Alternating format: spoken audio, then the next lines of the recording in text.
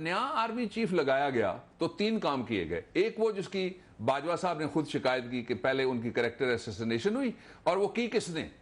जो गवर्नमेंट में बैठे हुए हामी हैं मौलवी हजरात नवाज शरीफ साहब के, और उनमें से एक मौलवी हजरत ऐसे हैं जो नवाज शरीफ के टिकट पे हमेशा सेनेट के रुकन बनते रहे, और दूसरे मौलवी हजरत साहब ऐसे हैं जो नवाज शरीफ साहब के हमेशा से इत्तेहादी रहे और वो इस वक्त भी गवर्नमेंट में बैठे हैं। उनके पास सबसे जो लजीज 2 मिनिस्ट्रियां हैं वो उस मौलवी साहब की पार्टी के पास है। लेकिन एक पहलू इसका दूसरा ये था, एक और पहलू है जो भी इसकी तरफ ही तरफ तवज्जो कर लीजिएगा।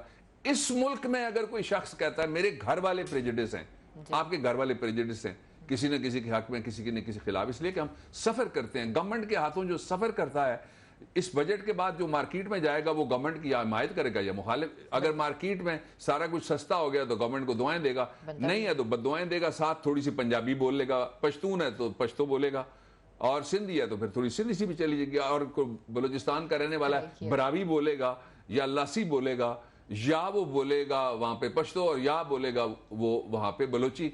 इसलिए अगर कोई ये कहे कि इस दौर में, इस जमाने में कोई अपनी सोच ना रखे तो ये बड़ा अजीब काम होगा। लेकिन सियासी जमातों की हिमायत करना, उनके जलसों में जाना और सियासत में हिस्सा लेना एक बात है, और अपनी एक ओपिनियन पाकिस्तान के अंदर रखना ये बिल्कुल दूसरी बात है।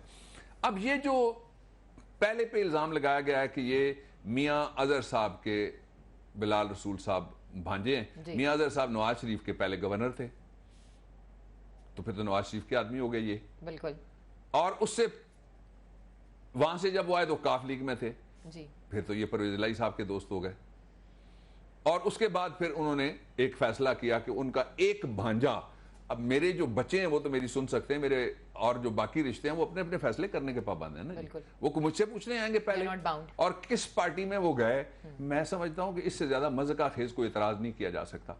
अब अगर दूसरा एतराज आप देखें, और उनके बारे में ये कहा गया कि जो आमिर अजीज साहब हैं इनको जनरल मुशर्रफ लाए थे। क्या कमाल की बात मुझे याद आई है, अब मैं कहने लगा हूं वो बात। इस वक्त जो वजारत कानून है, उस वजारत कानून में मेरे दोस्त जो बैठे हुए हैं वजीर कानून जी, वो मुशर्रफ के वही वजीर कानून थे जिन्होंने LFO लगाया था मुशर्रफ साहब ने उस वक्त जी। उसके बाद जो जनरल मुशर्रफ के मीडिया और सोशल मीडिया की इंचार्ज थी, वो आज मिनिस्टर का स्टेटस है, नवाज शरीफ की वो हामी है। उसके बाद जो नवाज शरीफ और उनकी फैमिली के दिफा करने वाले दोनों हजरात हैं, सबसे आगे होकर दिफा करते हैं, नाम लेने की भी जरूरत कोई नहीं है, वो दोनों हजरात जनरल मुशर्रफ का इसी तरह दिफा किया करते थे। रोज आप लोग वीडियो दिखा रहे होते हैं टेलीविजन वाले, वो इसी तरह से चौधरी शुजात साहब के साथ भी नारे मारा करते थे उनके हक में, और उनके लिए जुलूस निकालते थे। उनके लिए कुछ लोग तो कहते हैं कि कोई दमाल भी डालता, मुझे नहीं पता, मैं दमाल कुछ नहीं देखा इसलिए मैं कह नहीं सकता। जी। अच्छा, लेकिन दमाल जाहिर है ये फकीरों के डेरों पे मारी जाती है, सियासी डेरों पे भी जो सियासी मुसाफिर होते हैं वो दमाल मार चले जाते हैं मारने के लिए जब उनका मतलब हो। फिर ये कहा गया कि इन दोनों ने इतने ज्यादा हमारे रिश्तेदार से सवाल पूछे। मैं यहां एक सवाल पैदा करना चाहता हूं कि आपको जब यह कहा गया कि डॉन लीक्स में आपके बहुत खानदान के बड़े मेहरबान जो सरबराह थे, वकील हैं, साबिक जज हैं, इसलिए मैं जरा एहतियात से बोल रहा हूं, वो जो थे सारी दुनिया को पता है आपका और उनका क्या ताल्लुक का सबूत मैनचेस्टर में रेडिसन होटल के सामने खड़ा है। पिछले साल छुट्टियों में रेडिसन होटल में मैं रहा, जो पाकिस्तानी मुझे मिलने के लिए आता था वो कहता था, ए तुसी तक है ये तो पता की है, ये तो पता है नवाज शरीफ का की है, ये तो पता है मौसूफ का की है। तो इसका मतलब क्या हुआ कि आपने एक घर का आदमी बिठाया था ना, उसमें कुछ सरकारी मुलाजिम जो थे वो सिर्फ 2 थे, दोनों ने आपके घर के नाम ले लिए। अगर आप मेरी बात की तरदीद करना चाहते हैं तो जो JIT बनी थी आपकी प्राइवेट घरेलू पॉकेट JIT, जिसमें 2 फौज के लोग थे, जरा उसकी रिपोर्ट सामने लाइए ना, कहिए जी बाबर रहमान ने गलत कहा, से सॉरी हुए है, send me the report tomorrow, कल प्रेस को दे दीजिए, किसी प्रेस क्लब के आप हवाले कर दीजिए। तो इसका मतलब यह हुआ कि जब आपकी बारी आए तो आपके घर के मुलाजिम टाइप के, या आपके घर के दोस्त टाइप के, या आपके घर के साजन जंदाल टाइप के, या आपके घर के मूदी टाइप के लोग आपको तफ्तीश के लिए दिए जाए, और पाकिस्तान में कोई इदारा ना चले, कोई तफ्तीश ना करे। परेशानी क्या है? परेशानी आई 2 जगह। पहली परेशानी आई लाहौर के एक जज जस्टिस बाकर नजफी साहब को हुकूमत ने खुद बनवाया, बिल्कुल ऐसे कमीशन बनवाया और उन्होंने रिपोर्ट दे दी। उस कमीशन में छोटे भाई साहब को पेश होना पड़ा, उन्होंने एफिडेविट दिया जी। और वो एफिडेविट उनका जो वजीर ला कानून है एग्जैक्टली उसको मुल्जिम कहता है। वो एफिडेविट आप जिस तरह से पढ़ेंगे आपको पता लगेगा कि सारा घूम के वो एक आदमी की तरफ आता है। ठीक, पहली बात। ठीक। दूसरा ये है कि अब तफ्तीश शुरू हो गई है। ये कहते हैं तफ्तीश कैसे शुरू की जा सकती है, इनकी शान में गुस्ताखी कौन कर सकता है। 36 साल से तफ्तीश को डॉज करते आए हैं। जिस तरीके से इनको डॉज किया ना रियाज कॉन्फ्रेंस में सारी दुनिया ने, और जिस तरीके से इनको डॉज किया ना ट्रंप ने, जिस तरीके से इनको डॉज किया वहां सारी की सारी अरब कम्युनिटी, इनको अहमियत नहीं दी, किसी ने इनकी तरफ देखा नहीं, इनको बिठाया वहां गया जहां एक एटमी मुल्क के सरबराह को बैठने से बेहतर था कि वो बाहर निकल आता। बात अभी जारी हुई है, बाकी मौजूआत पीछे रह जाएंगे जी। मैं समझता हूं कि अदालत को मुतासर करने के लिए पहले इन्होंने धमकियां दिलवाई कि सफ़े मुकम्मल हैं, किताब खोलो। एक जज साहब के उन्होंने खिलाफ तकरीरें की या मीडिया ने सारे ने दिखाई। दूसरा इन्होंने क्या किया, इन्होंने बाकायदा एक मुहिम चला दी कि हमें कोई तवक्को नहीं है इंसाफ की। मौजूदा चीफ जस्टिस साहब उन्होंने दोनों को बुला लिया जो पिटिशनर थे, उन्होंने कहा अगर आप आगे तशरीफ लाएं, बताएं आपके साथ क्या हुआ है। आप कहते हैं आपके साथ डिस्क्रिमिनेशन, ये इमरान के मुकदमे में अभी जो चल रहा है इस वक्त, वो फॉरेन फंडिंग जो पार्टी की है उसके हवाले से, तो वहां दोनों ने माफी मांगी। अब मैं ये समझता हूं कि इस वक्त पाकिस्तान की नहीं दुनिया की सबसे बड़ी चोरी की तफ्तीश हो रही है। तफ्तीश करने का तरीका इनसे पूछ लेना चाहिए कि पहले सारे के सारे फकीरों वाले कपड़े पहने, अपने गले में मनके डालें, हाथ में एक सितार पकड़ें, जाके इनके घर के बाहर खड़े हों, इनको कहें दे जा सखिया राय खुदा तेरा अल्लाह ही बूटा लावेगा, सारे सबूत दे जा। दूसरा तरीका है तफ्तीश। अगर इसमें लितरॉल हुई है तो मैं मुखालिफ, अगर इनके किसी रिश्तेदार की छितरौल हुई है जो रोज इनके थानों में इनके मुखालिफों की होती है, मैं उसका मुखालिफ हूँ। ठीक, लेकिन इसमें छितरौल तो हुई नहीं ना, उन्होंने तो इन्वेस्टिगेशन किया, इन्वेस्टिगेशन का तो ये प्रोसेस होता है। अगर आप मुझे इजाजत दें तो हम एक ब्रेक लेते हैं, बाकी भी पहलुओं पे हम नजर डालेंगे, लेकिन नाज़रीन फिलहाल वक्त एक छोटी सी ब्रेक का। लेकिन मैं जानना चाहूंगी बाबर साहब से कि जो कल बजट आया है वो कितना अवामी था, उसके लिए आपको रहना पड़ेगा हमारे साथ। फिलहाल वक्त इख्तिलाफी नोट में छोटी सी ब्रेक का। स्टे विद अस।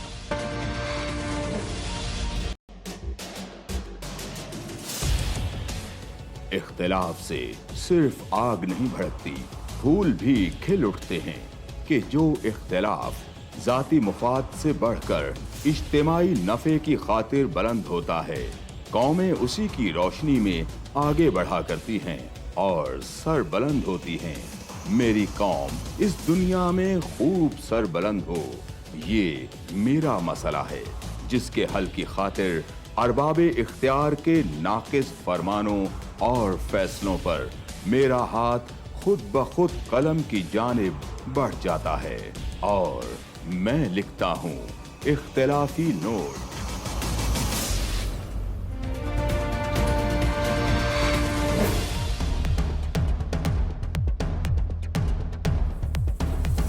देखिए प्रोग्राम इख्तिलाफी नोट जुम्मा से इतवार रात 7:03 पर सिर्फ 24 न्यूज़ HD।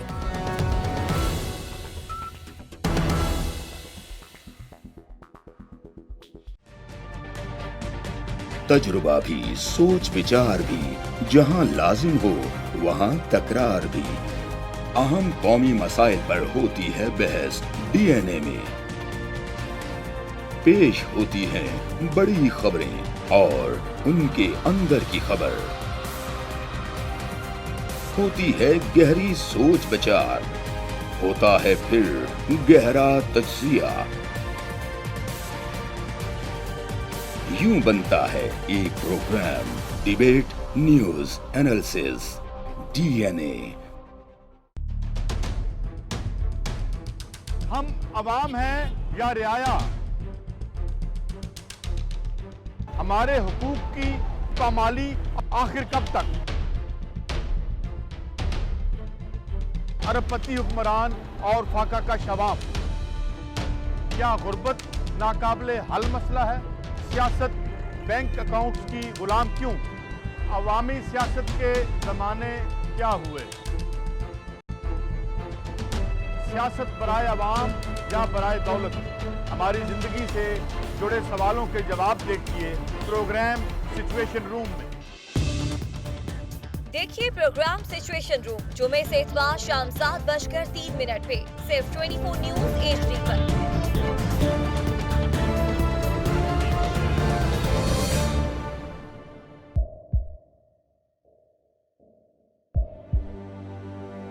आवाजों के शोर में मकासद गुम हो जाते हैं।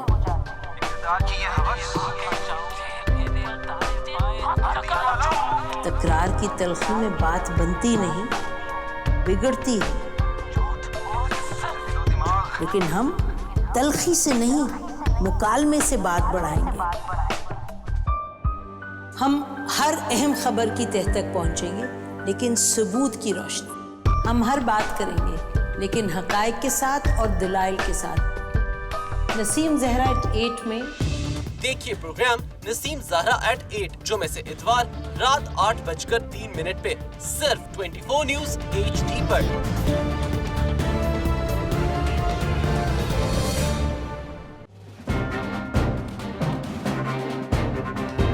लिखते रहे जुनून की हिकायात खूं चुका।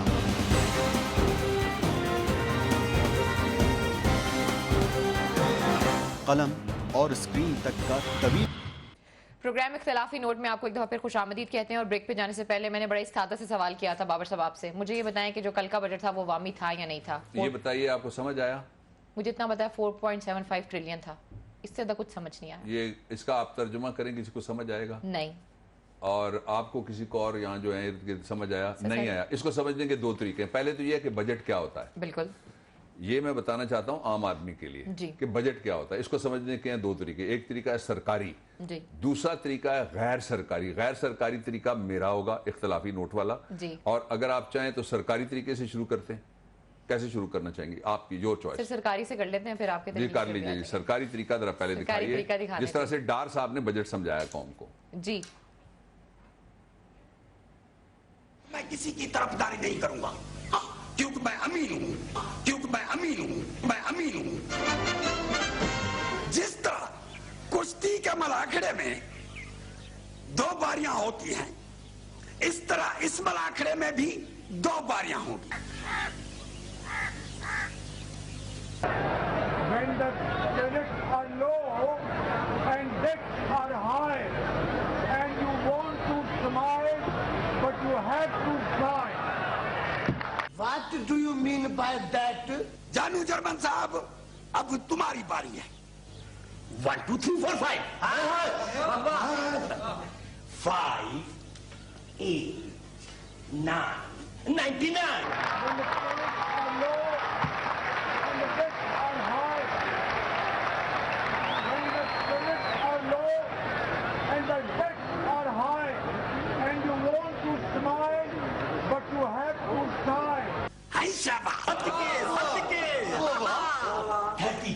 And 44 and 45. When fear is putting you down a bit, rest if you must, but don't do quick, but don't do quick, but don't do quick.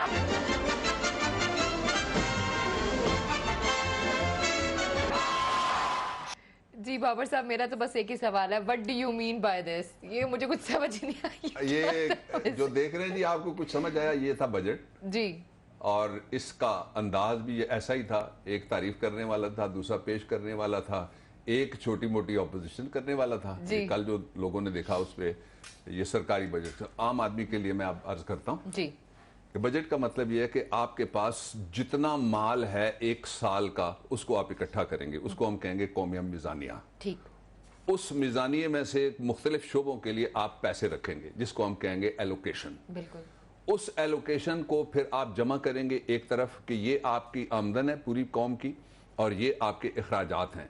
और इन अखराजात और आमदन के दरमियान तवाज़ुन पैदा करके आपने खर्च करना है। तालीम को क्या देना है, सेहत को क्या देना है, सोशल सेक्टर को क्या देना है, खवातीन को क्या देना है, यूथ को क्या देना है, मजदूर को क्या देना है, बेरोजगार को क्या देना है, सरकारी मुलाजिम को क्या देना है, और फिर मुख्तलिफ सारे जो इलाके हैं कि आपने फाटा को क्या देना है, आपने जीबी को क्या देना है, आपने एजेके को क्या देना है, आपने सूबों को क्या देना है।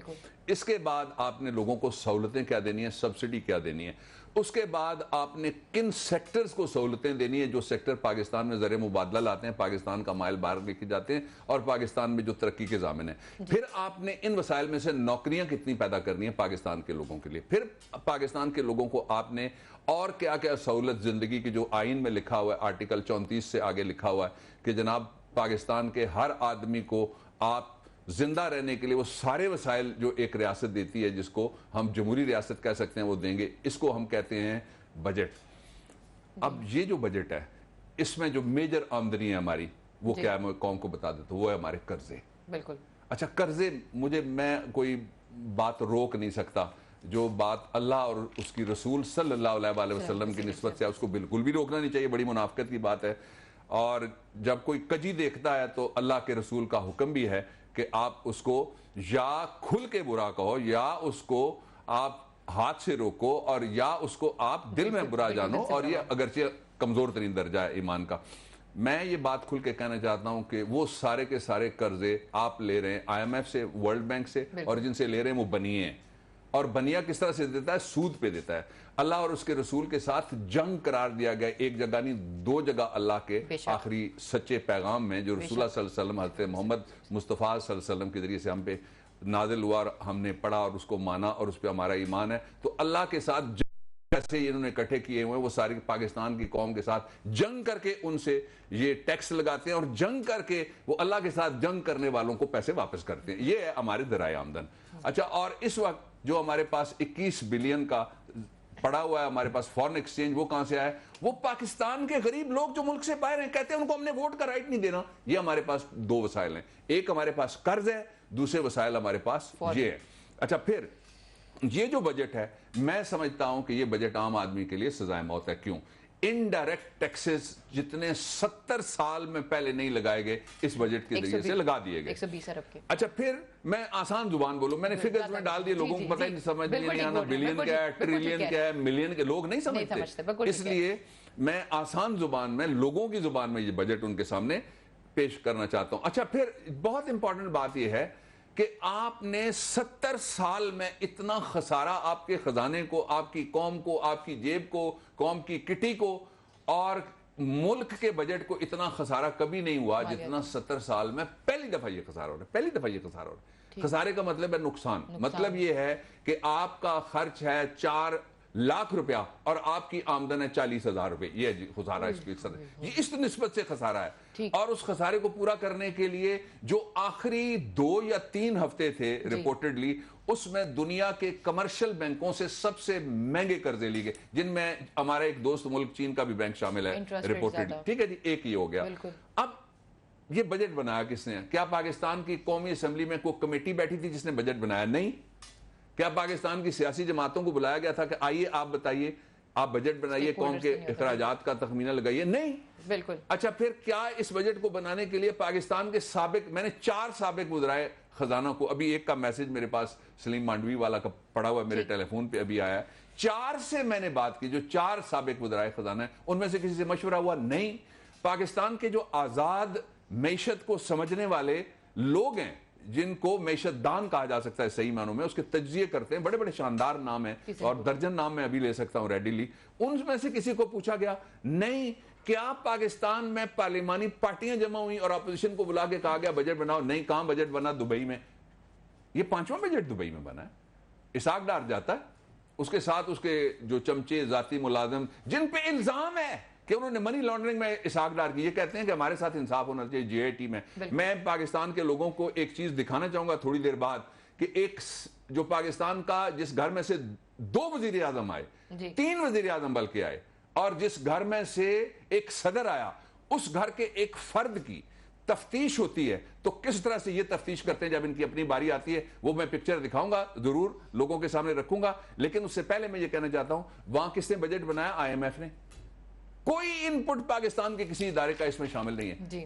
और IMF और वर्ल्ड बैंक बनाते हैं बजट आपका, वहां से एक उनका मुलाजिम, उनका चमचा, उनका कफगीर वो बजट उठाता है, बैग में लाता है, यहां रख के वो पढ़ देता है। अच्छा, कल शाम को उसने 2-3 जगह चोजन गुफ्तगुएं करने की कोशिश की, लेकिन मैं शाबाश देना चाहता हूं, सारे एंकर्स ने उसको खोल के रख दिया, वो कुछ नहीं कह सका। अच्छा, कहता पता है क्या है? कहता यह है कि हम आगे निकल गए इटली से। कैसे निकले हो भाई? दौड़ में, साइकिल रेस में इटली से आगे निकले हो। फिर कहता है कि हम आगे निकल गए कोरिया से, और आगे किस चीज में निकल गए?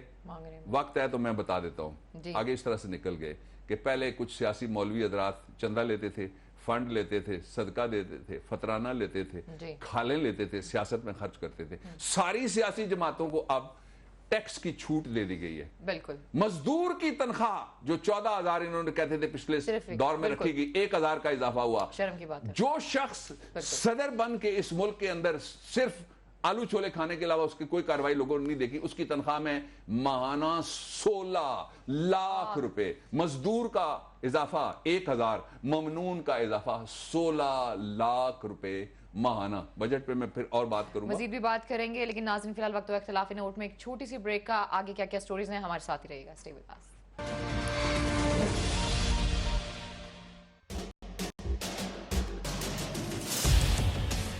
इख्तिलाफ से सिर्फ आग नहीं भड़कती, फूल भी खिल उठते हैं कि जो इख्तिलाफ जाती मुफाद से बढ़कर इज्तिमाई नफे की खातिर बुलंद होता है, कौमें उसी की रोशनी में आगे बढ़ा करती हैं और सर बुलंद होती हैं। मेरी कौम इस दुनिया में खूब सर बुलंद हो, ये मेरा मसला है, जिसके हल की खातिर अरबाबे इख्तियार के नाकिस फरमानों और फैसलों पर मेरा हाथ खुद ब खुद कलम की जानिब बढ़ जाता है और मैं लिखता हूँ इख्तिलाफी नोट।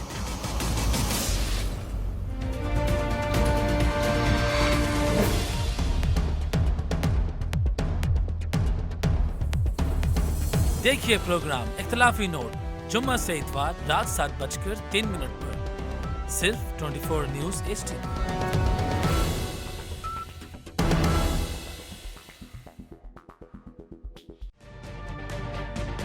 तजुर्बा भी, सोच विचार भी, जहां लाजिम हो वहां तकरार भी। अहम कौमी मसाइल पर होती है बहस DNA में। पेश होती हैं बड़ी खबरें और उनके अंदर की खबर। होती है गहरी सोच विचार, होता है फिर गहरा तज्जिया। यूं बनता है एक programme debate news analysis DNA। हम अवाम हैं या रियाया,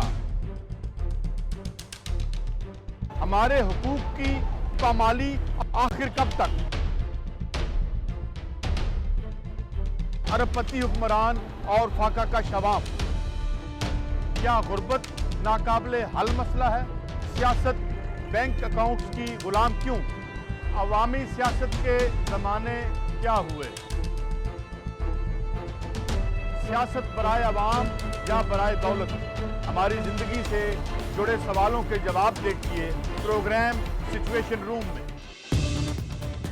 देखिए प्रोग्राम सिचुएशन रूम जुमे से इतवार शाम 7:03 पे सिर्फ 24 न्यूज HD पर।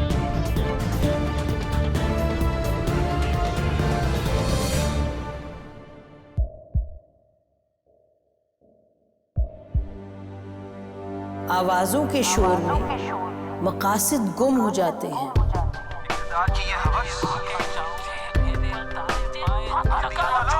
तकरार की तलखी में बात बनती नहीं, बिगड़ती।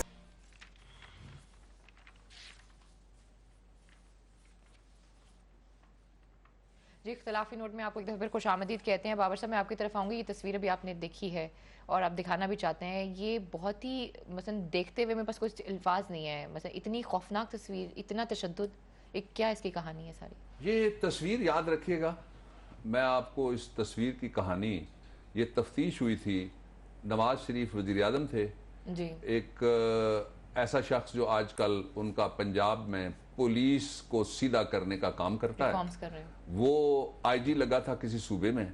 मैंने बताया था घर ऐसा है जिसमें से 3 प्राइम मिनिस्टर, एक सदर निकला है, और उस घर के लोग पाकिस्तान की पार्लियामेंट का, जब से पार्लियामेंट बनी है, कॉन्स्टिट्यूशन बना है, वो हिस्सा रहे हैं और हिस्सा चले आ रहे हैं।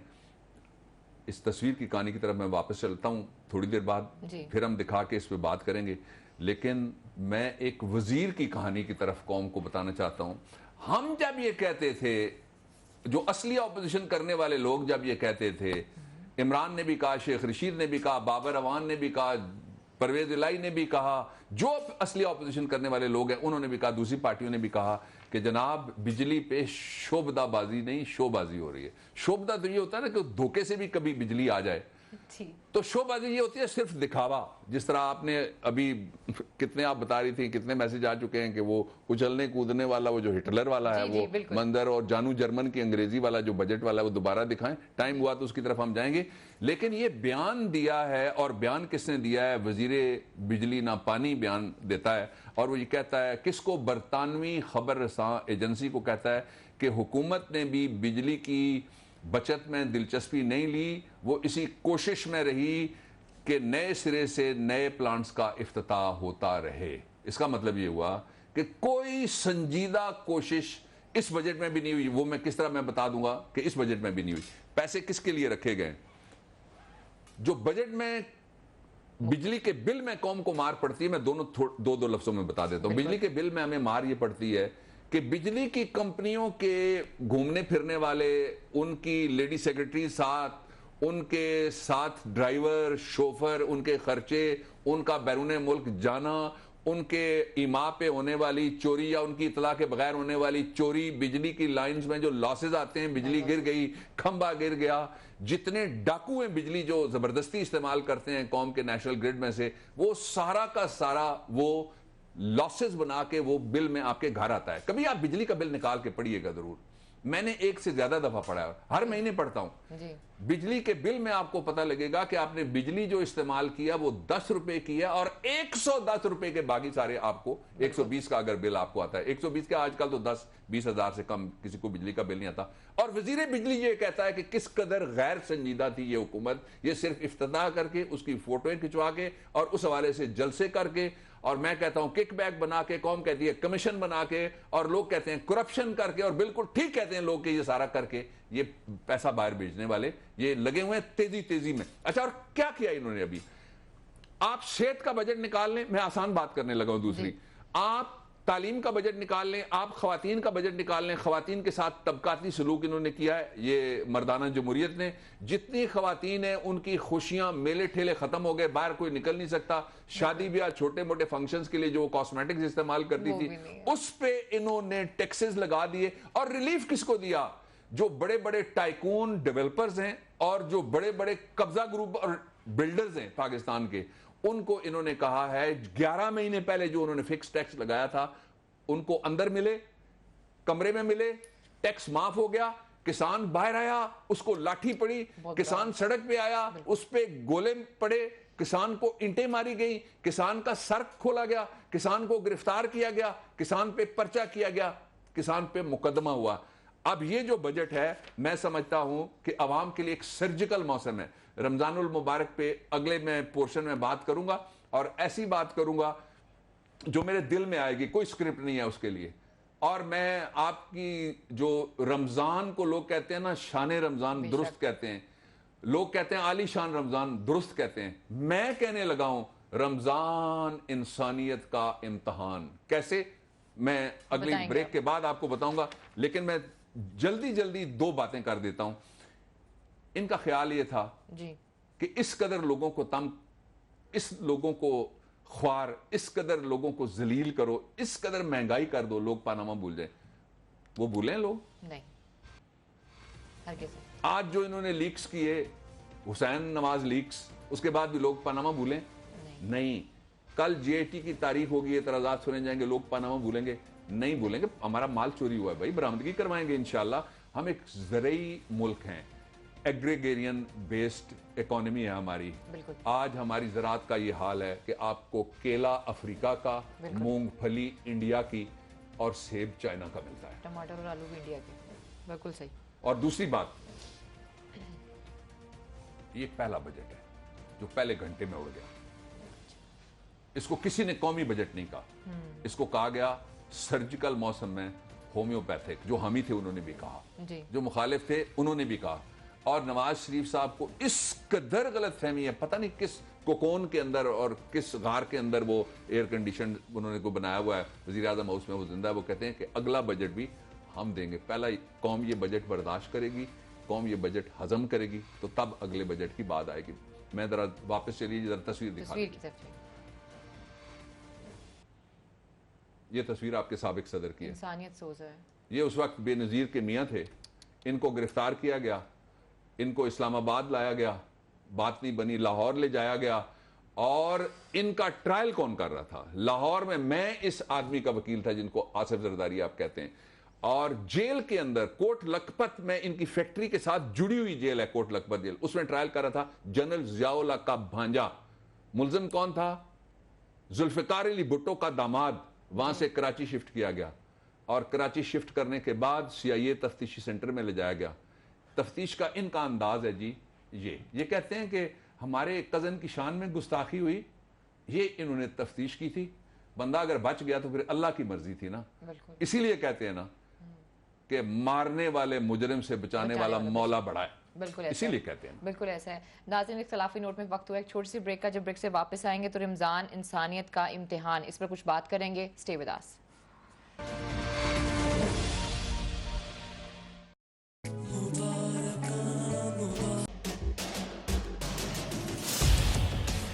इख्तिलाफ से सिर्फ आग नहीं भड़कती, फूल भी खिल उठते हैं कि जो इख्तिलाफ जाती मुफाद से बढ़कर इज्तिमाई नफे की खातिर बुलंद होता है, कौमें उसी की रोशनी में आगे बढ़ा करती हैं और सर बुलंद होती हैं। मेरी कौम इस दुनिया में खूब सर बुलंद हो, ये मेरा मसला है जिसके हल की खातिर अरबाबे इख्तियार के नाकिस फरमानों और फैसलों पर मेरा हाथ खुद ब खुद कलम की जानिब बढ़ जाता है और मैं लिखता हूँ इख्तिलाफी नोट।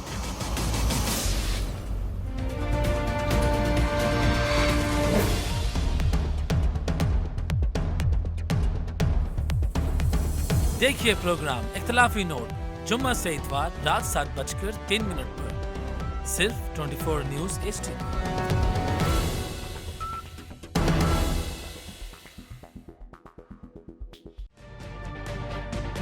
तजुर्बा भी, सोच विचार भी, जहां लाजिम हो वहां तकरार भी। अहम कौमी मसाइल पर होती है बहस DNA में। पेश होती हैं बड़ी खबरें और उनके अंदर की खबर। होती है गहरी सोच विचार, होता है फिर गहरा तज्जिया। यूं बनता है एक programme debate news analysis DNA। हम अवाम हैं या रियाया, हमारे हुकूक की पामाली आखिर कब तक? अरबपति हुक्मरान और फाका का शबाब, क्या गुर्बत नाकाबिले हल मसला है? सियासत बैंक अकाउंट्स की गुलाम क्यों? अवामी सियासत के जमाने क्या हुए? सियासत बराए अवाम या बराए दौलत? हमारी जिंदगी से जुड़े सवालों के जवाब देखिए प्रोग्राम सिचुएशन रूम में। देखिए प्रोग्राम सिचुएशन रूम जुमे से इतवार शाम 7:03 पे सिर्फ 24 न्यूज़ HD पर।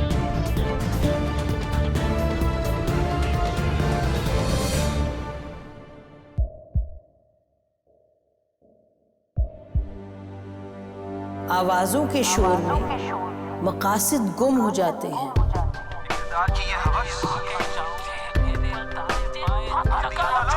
तकरार की तलखी में बात बनती नहीं, बिगड़ती है। लेकिन हम तलखी से नहीं, मुकालमे से बात बढ़ाएंगे। हम हर अहम खबर की तह तक पहुंचेंगे, लेकिन सबूत की रोशनी। हम हर बात करेंगे, लेकिन हकायक के साथ और दलाइल के साथ। नसीम ज़हरा 8 में देखिए प्रोग्राम नसीम ज़हरा @8 जुमे से इतवार रात 8:03 पे सिर्फ 24 न्यूज HD पर।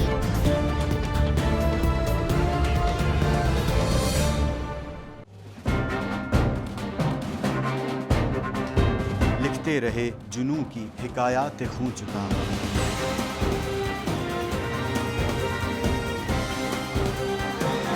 कलम और स्क्रीन तक का तवील तजुर्बा किया। एक भरपूर सहाफती तारीख के साथ प्रोग्राम मुजाहिद लाइव। देखिए प्रोग्राम मुजाहिद लाइव पीर से जुमेरात शाम 7:03 पे सिर्फ 24 न्यूज HD पर। वेलकम बैक नाज़रीन, प्रोग्राम इख्तिलाफी नोट में आपको एक दफ़ा फिर खुश आमदीद कहते हैं। और हमें बार बार फरमाइश आ रही है और लोगों का ये कहना है कि एक दफ़ा फिर हमें वो वीडियो दिखा दें जो बजट के हवाले से थी। जरा दिखाइएगा। इस वक्त मैं किसी की तरफदारी नहीं करूंगा, क्योंकि मैं अमीन हूं। जिस तरह कुश्ती के मलाखड़े में 2 बारियां होती हैं, इस तरह इस मलाखड़े में भी 2 बारियां होंगी। When the spirits are low and debts are high, and you want to smile, but you have to cry. What do you mean by that? जानू जर्मन साहब, अब तुम्हारी बारी है। 1 2 3 4 5 5 8 9 99. When the spirits are low and the debts are high, when the spirits are low and the debts are high, and you want to smile, but you have to cry. हाय शाबाश, 33 and 44 and 45. When fear is putting you down a bit, rest if you must, but don't too quick.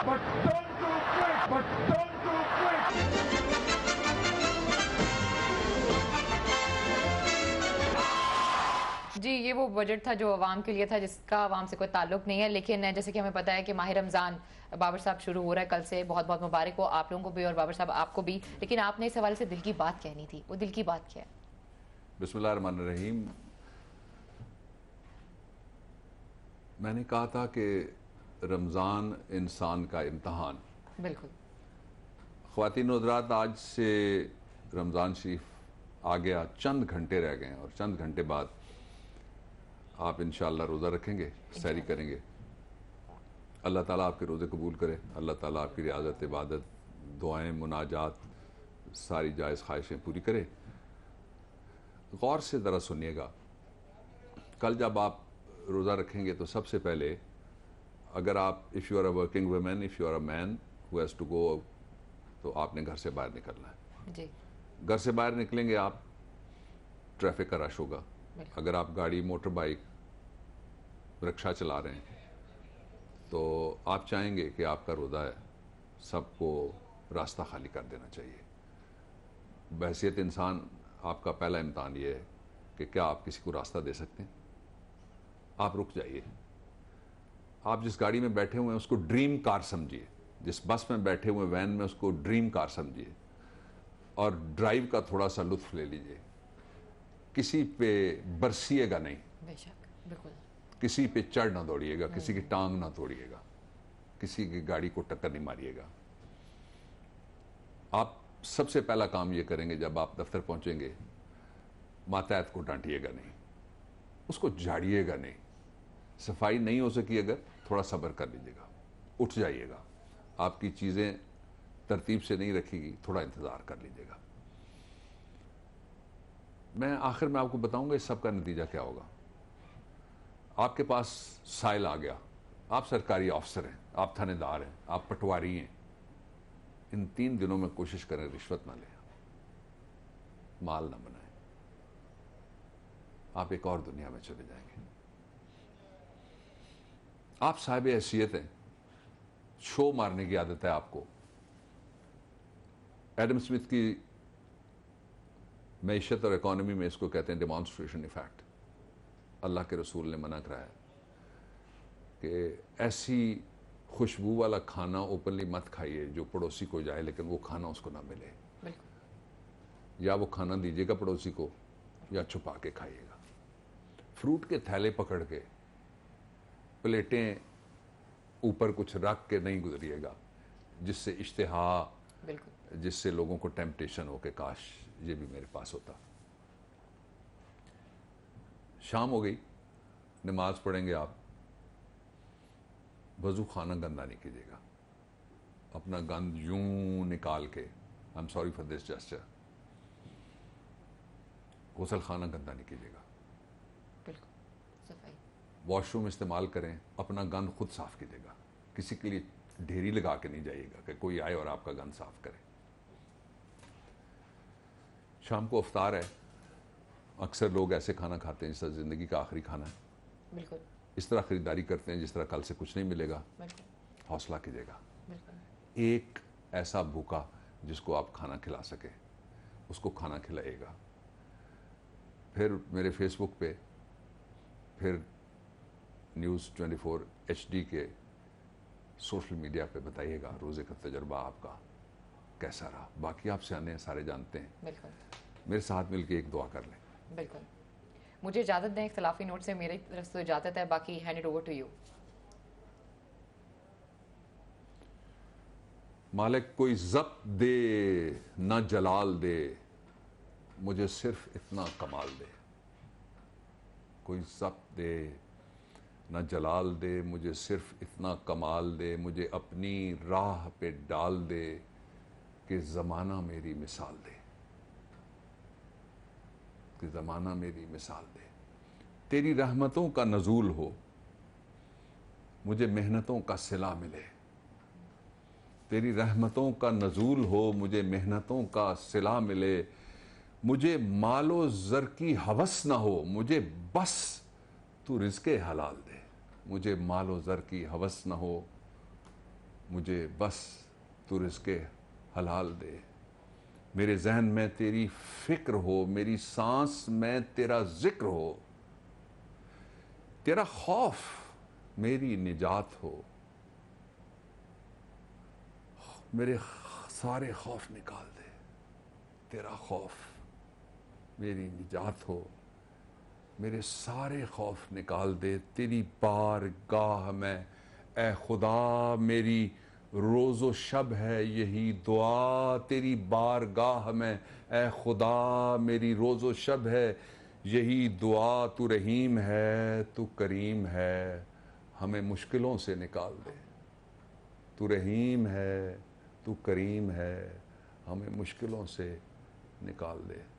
आमीन सुम्मा आमीन या रब्बिल आलमीन।